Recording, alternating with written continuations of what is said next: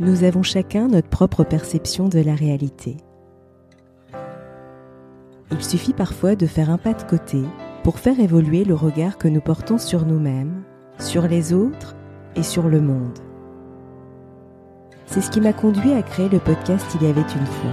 Je suis Sophie et je partage avec vous mes découvertes et mes rencontres pour mieux vous connaître, mieux vous comprendre et questionner votre point de vue. Si ces thématiques vous intéressent, je vous invite à vous abonner sur votre plateforme préférée. Bonjour à toutes et à tous.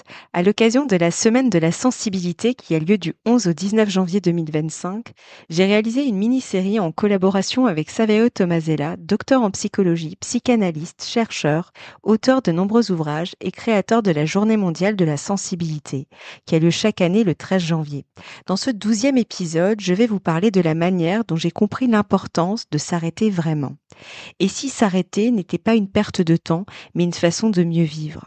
Pendant longtemps, j'étais enfermée dans une course constante, j'étais beaucoup dans le faire. Soucieuse d'avancer, je ne prenais jamais le temps de m'arrêter vraiment.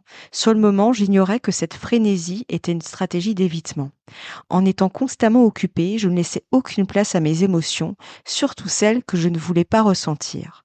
Je les fuyais sans m'en rendre compte. Lorsque nous avons une sensibilité élevée, nous absorbons beaucoup de choses autour de nous. Sollicitations, informations, émotions, tout cela peut devenir un trop-plein. Parfois, je poussais trop loin jusqu'à atteindre un point de saturation. Je ne suis pas allée jusqu'au burn-out, mais je ressentais une profonde fatigue qui m'empêchait d'être pleinement présente et de fonctionner à mon rythme.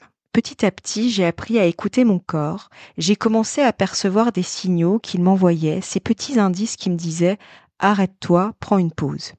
Au début, c'était difficile. Pour moi, m'arrêter était synonyme de vide, d'immobilité.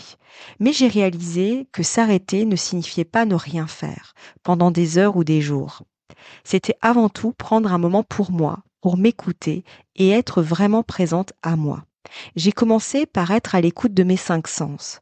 Qu'est-ce que je vois autour de moi? Qu'est-ce que j'entends? Qu'est-ce que je sens? Quel goût ai-je dans la bouche? Qu'est-ce que je ressens sous mes doigts ou contre ma peau? Ces moments d'observation m'ont permis de revenir à l'instant présent, de me déconnecter de la frénésie extérieure pour me reconnecter à moi-même. Et parfois, je me laissais aller à la créativité, dessiner, colorier, assembler un puzzle 3D.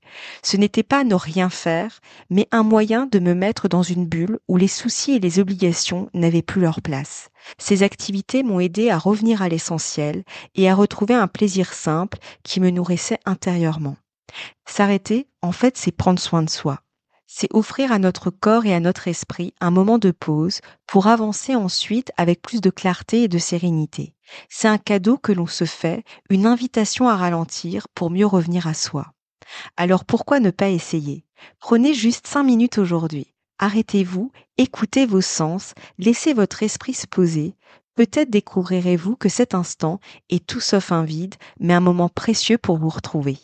Merci pour votre écoute. Si cet épisode vous a parlé, n'hésitez pas à le partager ou à me laisser un commentaire. Je vous donne rendez-vous demain pour un prochain épisode où Saveo Tomasella et moi-même allons vous parler des différentes parts présentes à l'intérieur de nous et de leurs sensibilités qui leur sont propres. À demain!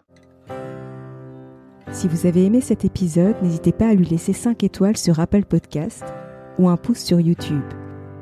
Et surtout, abonnez-vous sur votre plateforme d'écoute préférée pour ne manquer aucun épisode. Je vous souhaite une très belle journée ou une très belle soirée et vous donne rendez-vous dans 2 semaines. À bientôt!